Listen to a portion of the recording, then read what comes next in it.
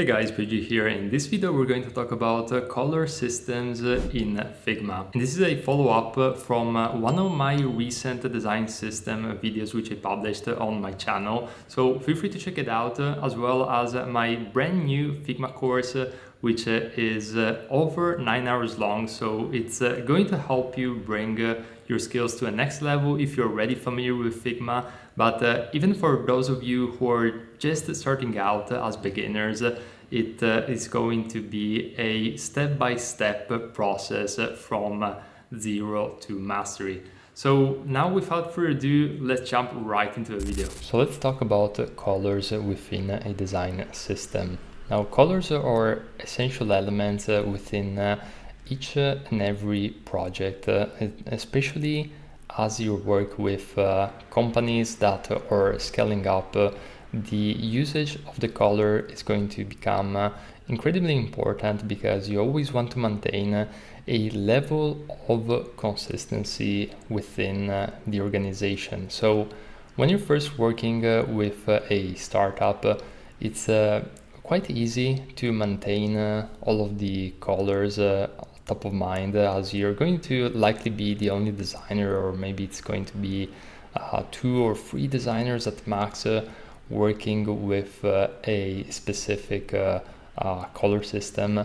But as you work with companies that are going to expand upon their business endeavors, and you're going to have more team members involved, such as marketing, as they might need a email newsletter or create some assets, and you probably are going to have a lot of work on the main app or website in order to tackle each and every one of the design requests which are needed from the company. Then the color system becomes very, very important, because you want to have a system that not only works in Figma for yourself and for the design team, but a point of reference for each and every one in the organization in order for them to use the same visual language throughout the company communication. So this is just a brief premise as to why color systems are so important. And what I always recommend is to start small and then expand based on the need. So usually in the very majority of companies, you are going to have just one layer of color. And by the way, the system that you just looked at was a Design Code UI, so you can find the template on Figma community. And that being said, going back to the main concept, you're most likely going to have companies with maybe 1 or 2 main colors, and these are going to be the pillar brand colors. And after that, you're going to need colors for the most common UX states, such as what happens if there is an error message, and what if we simply want to give them a warning, but an element isn't as urgent as or that we don't want to give as much visual emphasis as the error message, or when things are going well. So maybe they filled up a form and we want to give them a confirmation of the successful action that they took.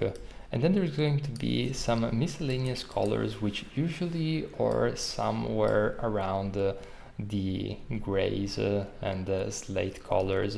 So you're going to utilize them in all sorts of different elements in the components, maybe for icons, maybe for the lines and things of that nature. And then usually you're going to have some darker colors which are going to fulfill some other specific areas within or purpose within the design system. So as you can see, you're going to have this base, which can be quite simple as you're first starting out, because mainly most companies are going to have 1, 2, maybe 3 primary colors. So that's going to be primary, secondary, and tertiary levels.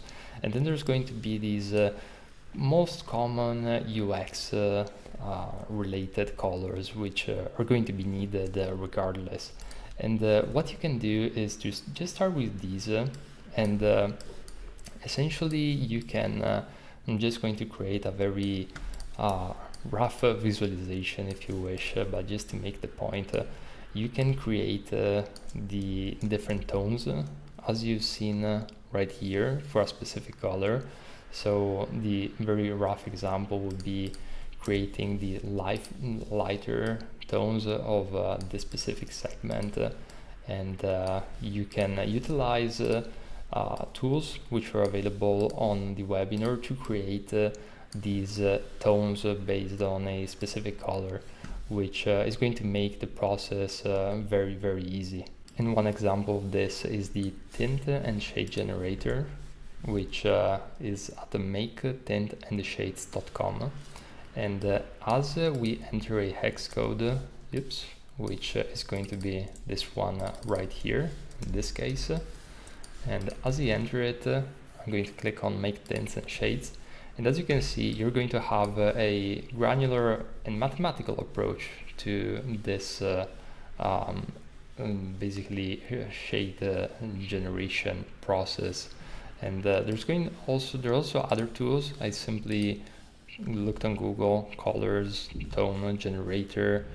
There's a bunch that I used over the years, and each and every one have their own nuances. One that I really like is the one offered by gradients.app, because it allows me to select how many shades do I want, because sometimes these color generators are going to offer so many different tints, tones and shades, and I pretty much just want a limited amount of them. So Gradients app is going to be the most granular approach in those regards.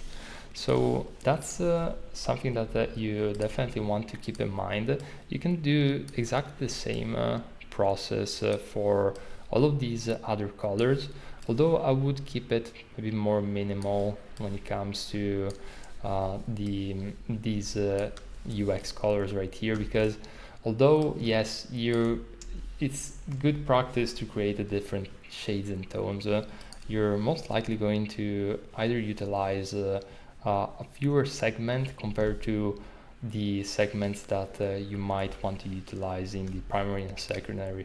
But this at least is just from my personal experience, what I noticed in most companies, but it really depends how you want to set up your own visual language.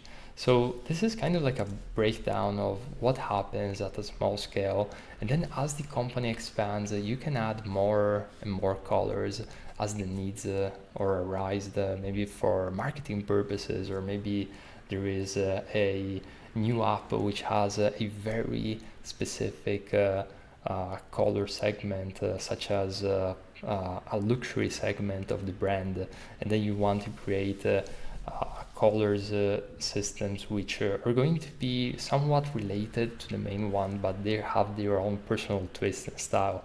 So as you can see, it's an ever evolving discovery process to some degree, and it's not a fixed element that you set once at the very beginning and you're just going to stick with it for 10, 20, 30 years.